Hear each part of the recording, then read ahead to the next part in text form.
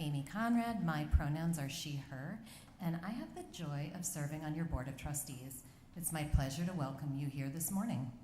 If you're here for the first time, thanks for joining us. We look forward to getting to know you.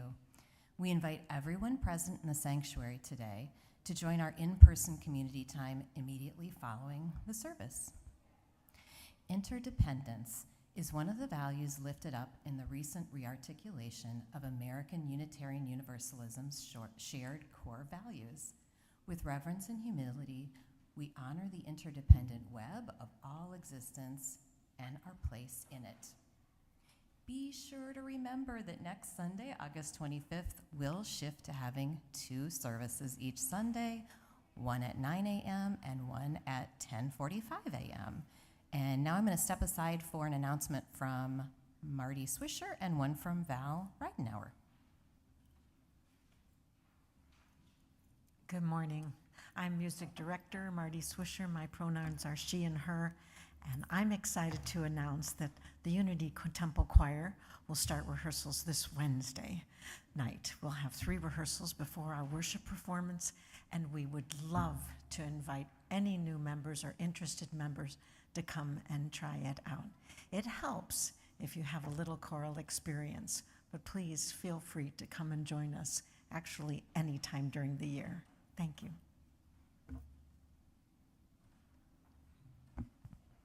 Good morning. I'm Val Reidenauer. My pronouns are she and her.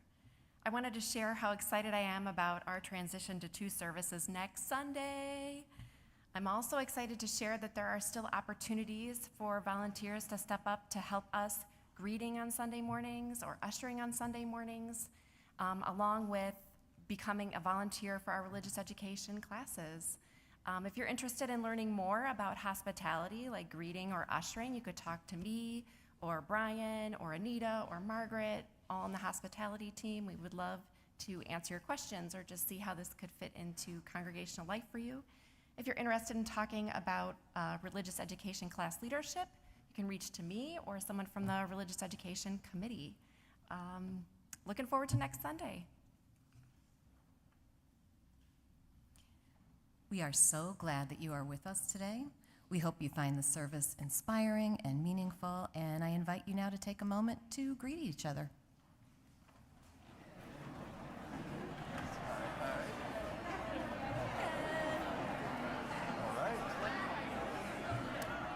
It's going to be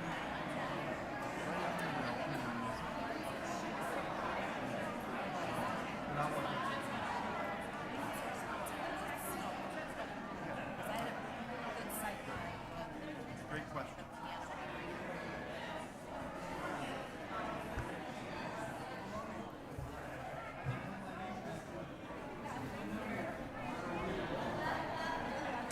Good morning. My name is Reverend Roger, and my pronouns are he, him, and our chalice lighter today is Charles. Come on up, Charles. Charles is 8 years old. Charles wanted me to share with you that when we heard about a cat who died recently named Chunks, well, that was Charles' cat. And so our condolences, Charles, with your cat. And I think Charles is going to be assisted by a sister. All right. I invite you to join in the chalice lighting words. We are Unitarian Universalists. This is the church of the open minds, the loving hearts, the helping hands. We take care of the planet Earth and each other.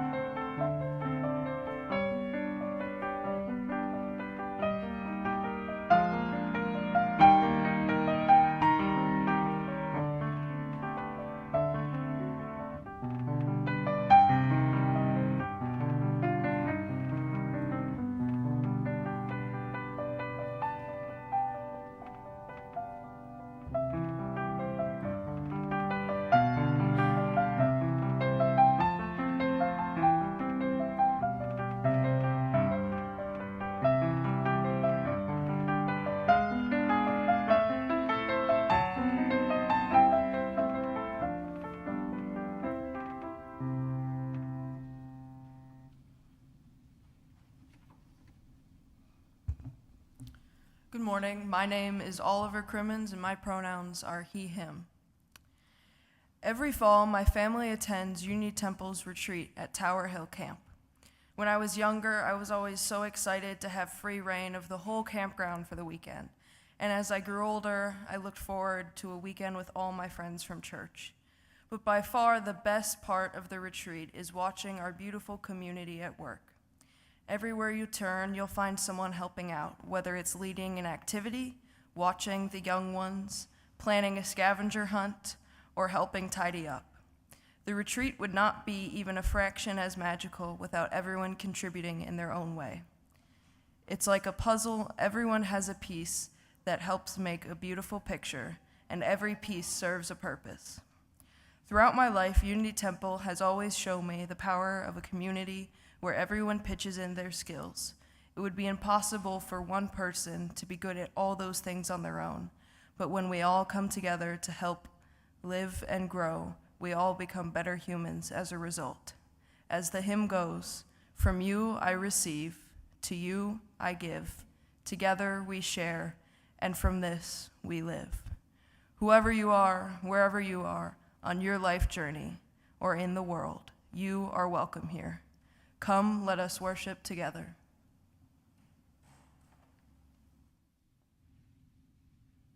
Our opening song today is number 360. It's Here We Have Gathered, and a little warning here. We did a little bit of lyrics changing, and so the best bet will be to look at the screen, not the hymnal, for this one. Thank you. Let's rise in body and spirit and join in singing.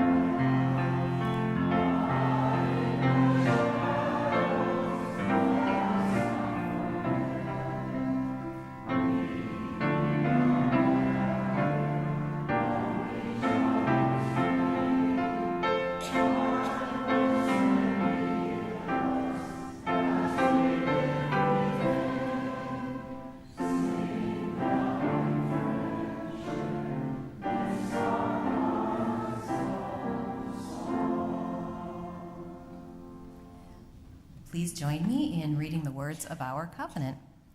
Love is the doctrine of this congregation. The quest for truth is its sacrament, and service is its prayer. To dwell together in peace, to seek knowledge in freedom, to serve humanity in fellowship, to the end that all souls shall grow into harmony with the divine. Thus do we covenant with each other and with God.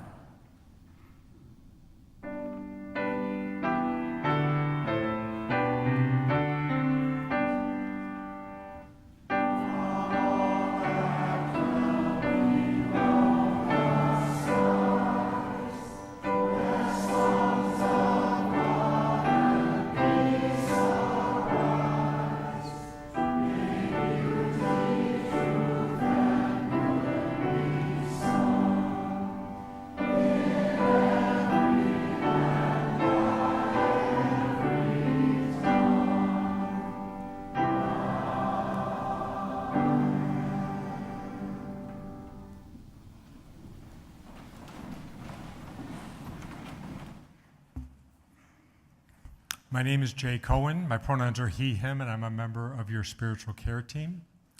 Love is the doctrine of our congregation, and one of the many ways we share that love is by sharing the joys and sorrows of our lives. If you would ever like one of your joys or sorrows to be shared from the pulpit, you can write it in the binder right outside the sanctuary before the service, or you can email us anytime at spiritualcare@unitytemple.org.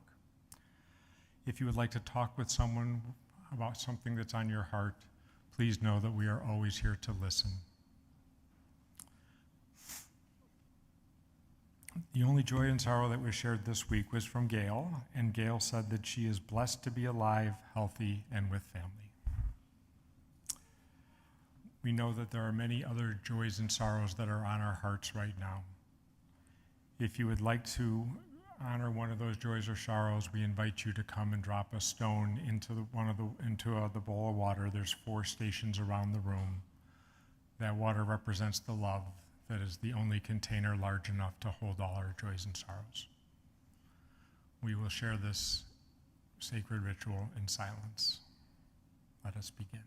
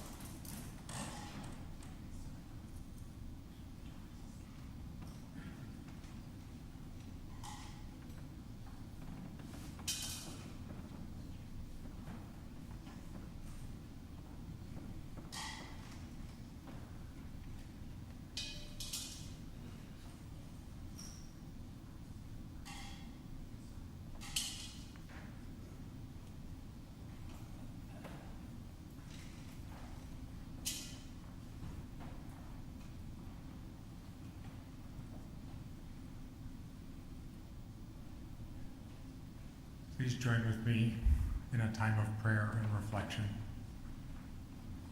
Spirit of life, source of all love, as we enter this shared sacred space, let us renew our intention to put love at the center. There are those among us who have endured a recent loss. May our collective compassion help nurture a sense of possibility again. There are those among us who are wrestling with questions that seem to have no answers.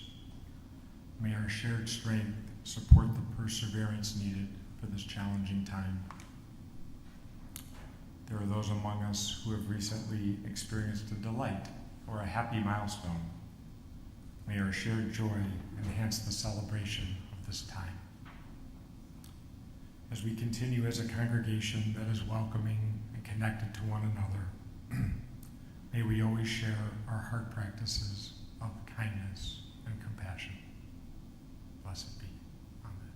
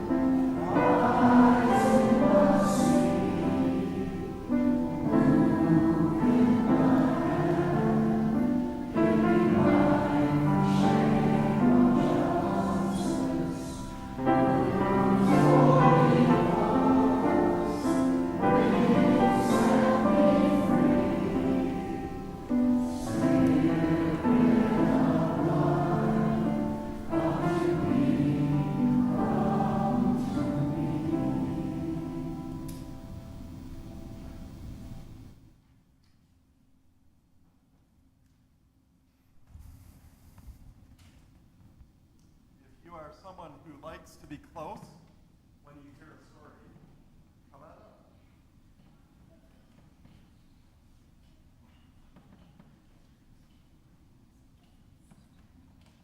And as we're assembling, is this on? No. Let's try that. How that? Yep, there we go. Yay. It's that thing about having it on instead of off. Anyway, this story is a really neat story, and I think a lot of us may know it. I've already had someone share that this story has been special to them since they were a child way into adulthood. The same is true with Mark, who's going to share in the story today. And Mark is holding up the book that his family read when he was a child. And Mark bought a sermon topic from me in the service auction. And Mark said, I would like you to do the sermon on this kid's book that continues to be really important to me. So that's why this is our topic today. I love the story. That's why Mark's up here sharing in it. We're going to share a version of it that Reverend Emily adapted from the story. So, once upon a time, there was a village filled with people who did not like to share. They locked their doors and windows tight and kept what little food they had to themselves. They were probably not as happy as they could have been. One day, a traveler came into the village. They were very tired and hungry from their journey. They knocked on the door of the first house they came to, hoping that there would be food inside. The villager at the first house opened the door only a crack and stuck her head out. "Who are you? What do you want?" she said to the traveler. "I am tired and hungry, traveler," the traveler said. "Please, may I have something to eat?" "There is hardly any food here," the villager said. "In fact, I doubt you will find anyone in the village who has any extra food. We are all pretty tired and hungry too." And the villager closed the door. The traveler, although very hungry, was not ready to give up. They picked up a large round stone from the ground and knocked on the door again. The villager came to the door and opened it halfway this time. "Yes?" she asked. "Since you are hungry like me, without much food, perhaps you would like to have some of my stone soup." "Stone soup?" The villager laughed at the stone in the traveler's hand. "You can't make soup from a stone." "Well," said the traveler, "I've done it before."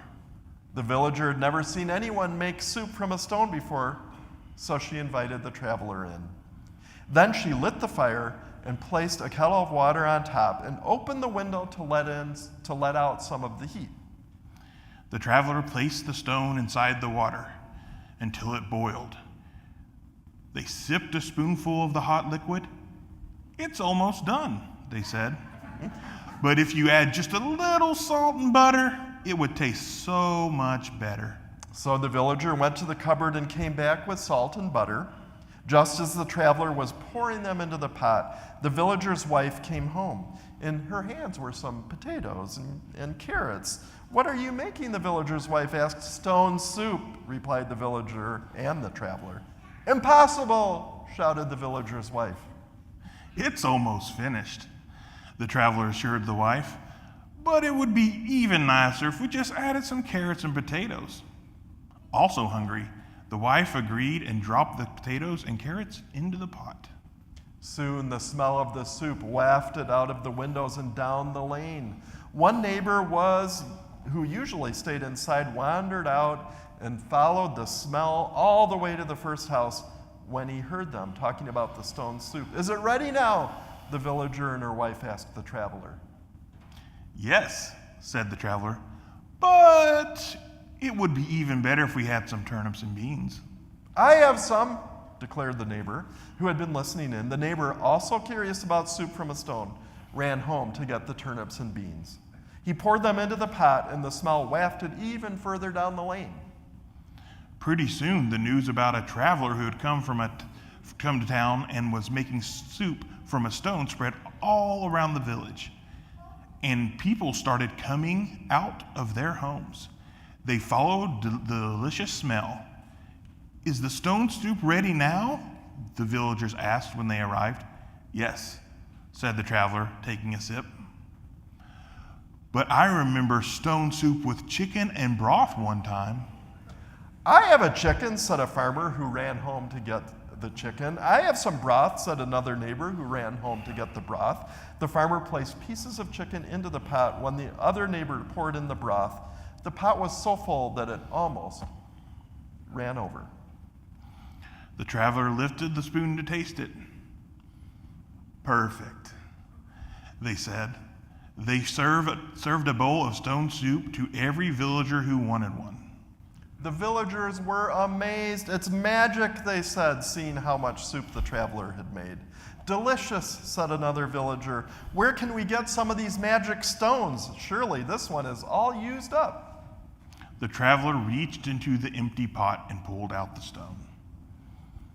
It was whole. And what did the villagers realize? What do you think the villagers realized? Nobody got an answer? Well, maybe I can help get started. Oh, you got an answer? That it wasn't the stone that started the soup. It was everyone. That's a good answer, Charles. It wasn't the stone that started the soup, it was everyone. Anybody else?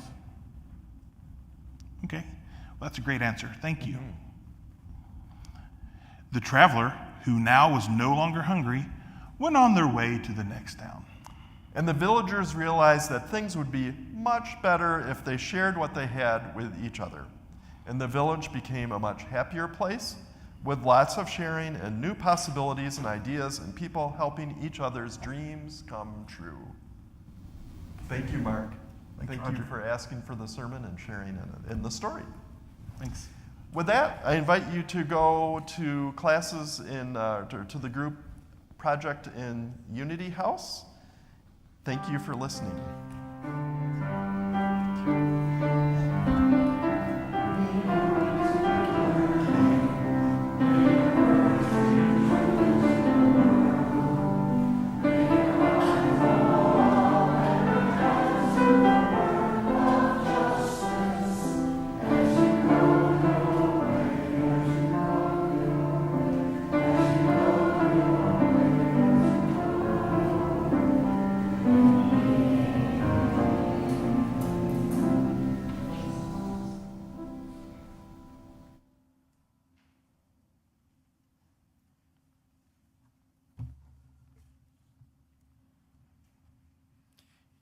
Each week, Unity Temple splits the offering evenly. One half supports the programs and mission of the congregation.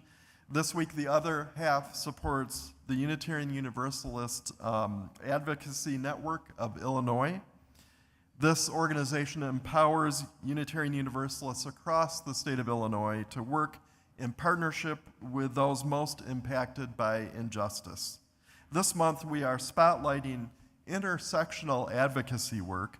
UUANI is providing support to our Vote Love team, and you can support election-based actions by joining their letter and postcard writing to encourage voter participation.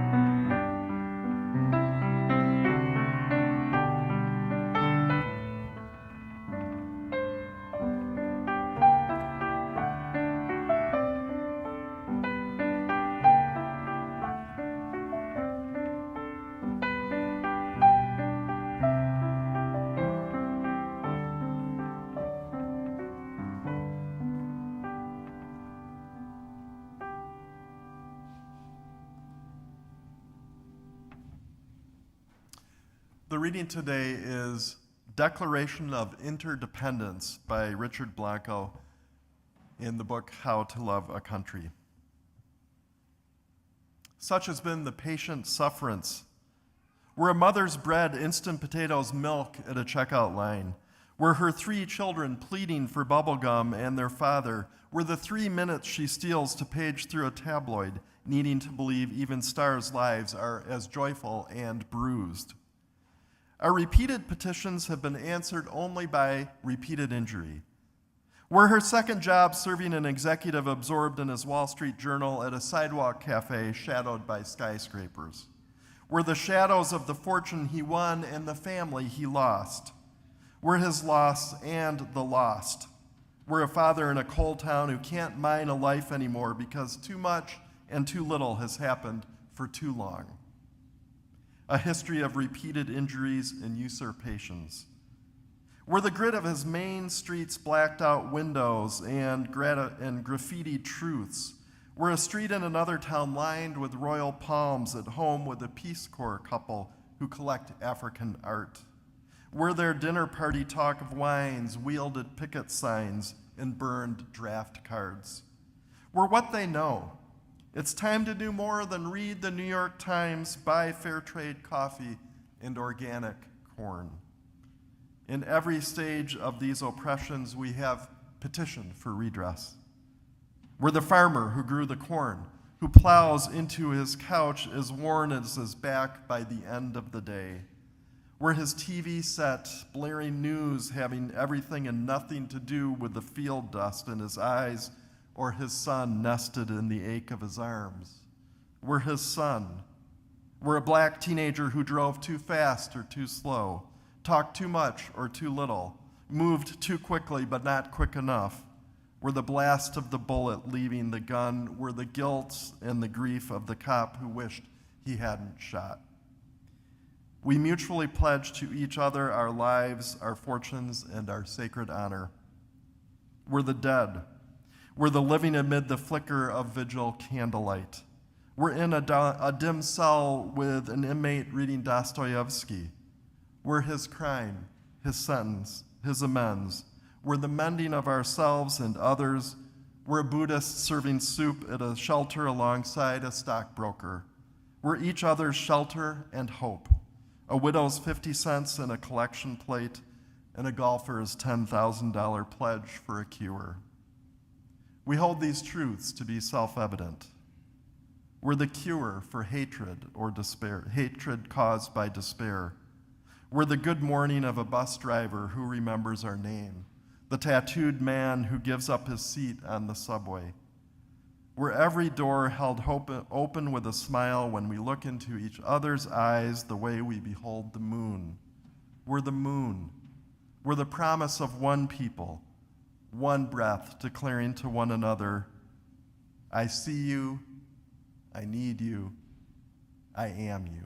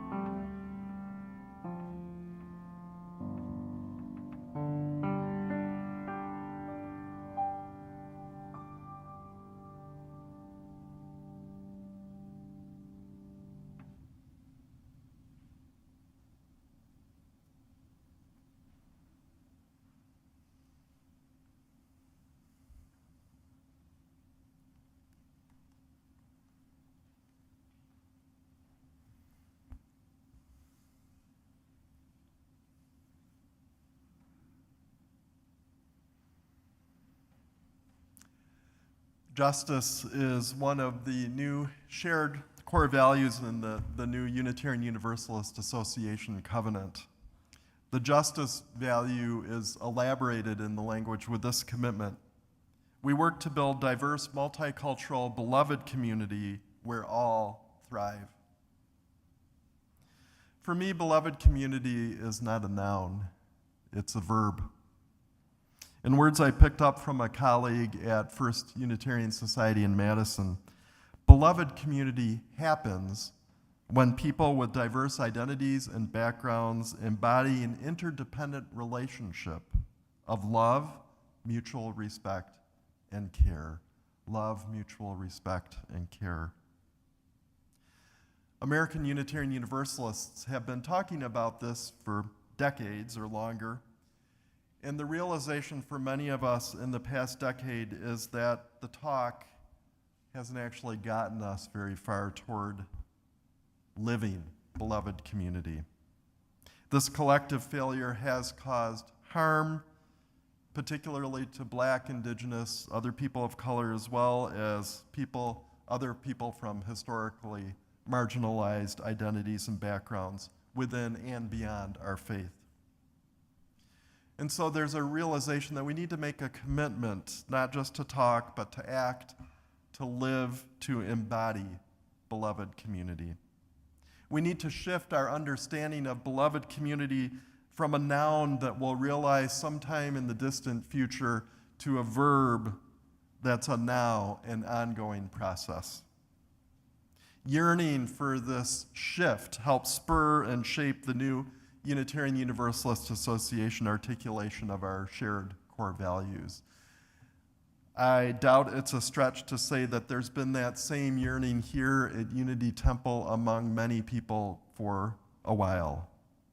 And indeed, I'm guessing that this shared yearning many had is why Unity Temple's Board of Trustees a few years ago created an anti-oppression, anti-racism committee.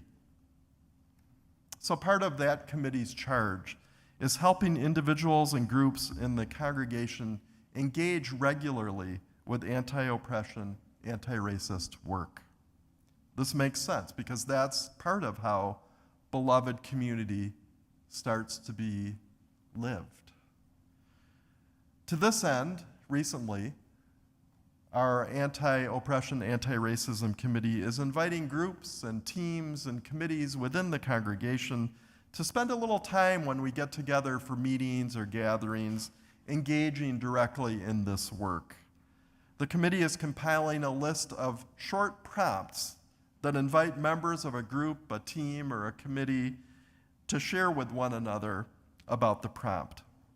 And this then can create time and space and attention to beloved community, and it can help the group interact with one another, but also do its work beyond itself.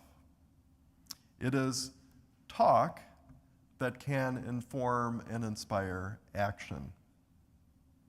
So far our Faith in Action Leaders Group, our Board of Trustees, and the Religious Education Committee have engaged in this practice in the past couple weeks, and I was lucky enough to be part of the Board of Trustees conversation, and it really did spur rich and deep conversation. The prompt that the Board of Trustees engaged with was, "Until we are whole, none of us is safe." That quotation, "Until we are whole, none of us is safe." The prompt made me reflect on living in St. Louis for 6 years in the aftermath of Michael Brown's murder, and then 2 years in the Twin Cities in the aftermath of George Floyd's murder. Both areas remain deeply segregated, much like an area that all of us know well. When my wife and I were looking for a place to live in St. Louis 6 months after Michael Brown was murdered, lots of white people advised us to not live in the city, to be careful about what suburb we picked, and don't pick a suburb like Ferguson. Even a guy sitting next to me at a Cardinals game, once he learned that I was new and looking for a house, shared that opinion. We actually had a hard time finding a realtor who would show us houses in the city. This pervasive attitude is how St. Louis remains segregated 70 years after a landmark U.S. Supreme Court ruling that involved a racist housing covenant in St. Louis. That case, Shelley versus Kramer, involved a black family who purchased a house in the city, and a neighbor 10 blocks away sued on the basis of a restrictive housing covenant that dated to 1911. The U.S. Supreme Court ruled that the 14th Amendment prohibits racially restricted covenants from being enforced. The actual impact of that ruling on segregation in St. Louis is certainly questionable. The zip code where that house is located today is 97% black. Of course, the story of segregation surviving court orders and legislation is common in many places, including in this area. Open House, the Legacy of Fair Housing exhibit at the Oak Park River Forest History Museum, is an amazing depiction of the story of segregation and efforts to integrate. For me, this is must-see for anybody who lives in this area. If you haven't seen that exhibit, you should. It's been extended. Go. Well, my wife and I managed to find a realtor in St. Louis who would actually show us houses in the city. We did buy a house in St. Louis in a relatively integrated neighborhood, 62% white, 22% black. And it's complicated because as we moved into that neighborhood, we were agents of gentrification, a process that continues to degrade the neighborhood's racial and economic diversity. So I pondered all this when I heard this quote, "Until all of us are whole, none of us are safe." I might tweak that prompt a bit to say, until all of us are whole, none of us can wholly thrive. Because I think it's more than just safety, it's thriving.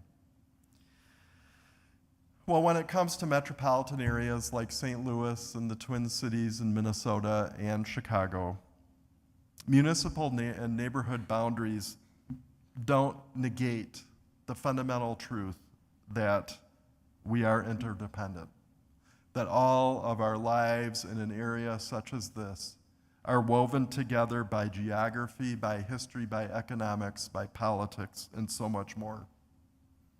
We can see that, visualize that more strongly, I think, if we think about pollution. Smokestacks spewing toxins in one area blow into another. Toxic chemicals dumped into a river in one area flow into another and eventually into the oceans that we all share. We are in this together, and until all of us are whole, none of us can wholly thrive. So as Unitarian Universalists, we recognize this fact of life by embracing the reality of interdependence, that affirmation of the interdependent web of existence was in the principles that our UU Association adopted in the mid-1980s, and they're in this new statement. And interdependence ties into the core value of justice. Justice cannot happen without understanding and embracing and living interdependence. Justice can only happen in cities, in regions, and nations in the world where everyone is whole. So Stone Soup presents a beautiful picture of this. Here's a village in which no one feels like they have enough food to share, in which no one feels like they are thriving. A traveler comes into the village and helps them realize that together they have a lot more than each of them alone.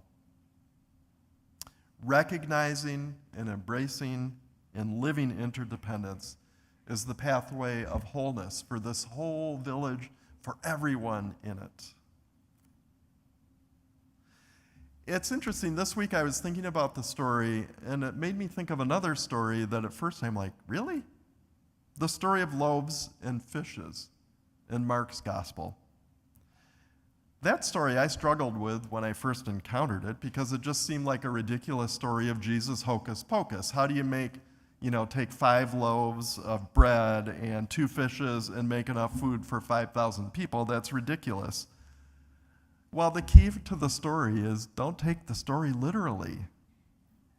So in the story, Jesus tells his weary disciples that they need to take a break.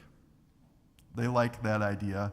But the break evaporates when this throng of people finds them. The story says there's 5,000, which in Bible speak is a lot of people. After Jesus, like the good rabbi he is, teaches the throng for a while, the disciples start clamoring for the break that Jesus prescribed for them.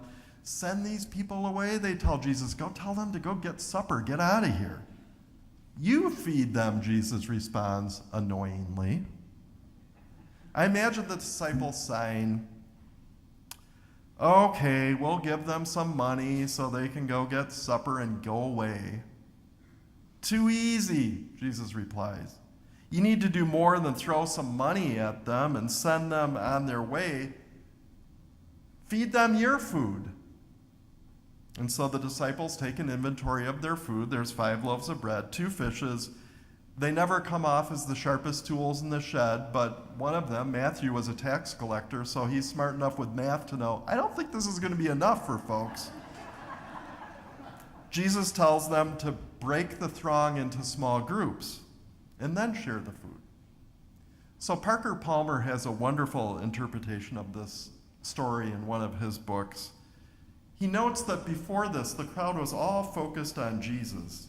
And then with this instruction, the crowd now turns in small groups to each other, and they actively engage with each other. And then they share in eating together what seemed at first like such a pitifully meager amount of food. And somehow in the story, they're all satisfied. Parker Palmer suggests that maybe it's that actual experience of being connected with each other, that experience of community, that helped them feel like the food was enough. It makes me think of the camp, the family camp Unity Temple goes to every year that Oliver talked about. This is an experiment that we don't have to do, but what if we only had 5 loaves of bread and 2 fishes this coming year? I feel like it still would be a powerful, satisfying experience for folks. And so maybe too in the story, these little groups are together and they're inspired by the disciples sharing their food, and one person in the group had been hiding some food in their pocket, and they take it out and say, I'll share this, and someone else was hiding other food and they share it. And that's how the food multiplied. Maybe the miracle wasn't some Jesus hocus pocus, but was the more commonplace miracle, but miracle nonetheless, of sharing, of community. Maybe the miracle was realizing, like the villagers in Stone Soup, that they were all in it together. We are all in this together. Recognizing our interdependence and acting as if we believe it is real, we can help make justice happen. Right here within this congregation, we can help make it happen in Oak Park and the other western suburbs and Chicago and Illinois and the United States and the world. It is possible. Let's get to it.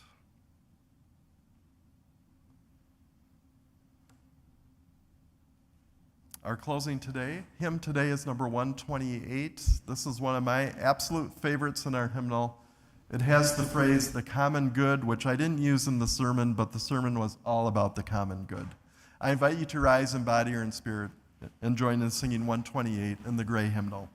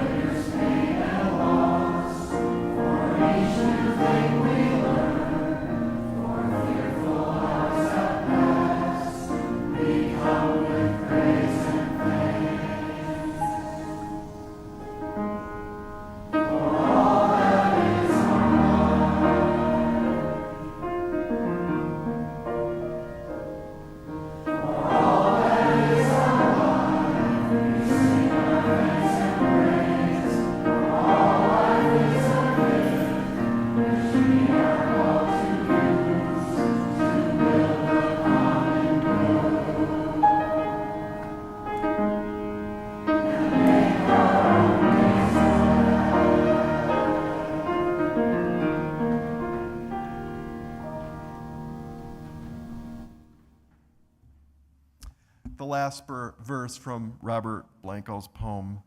We're the cure for hatred, despair, caused by despair. We're the good morning of a bus driver who remembers our name, the tattooed man who gives us a seat on the subway.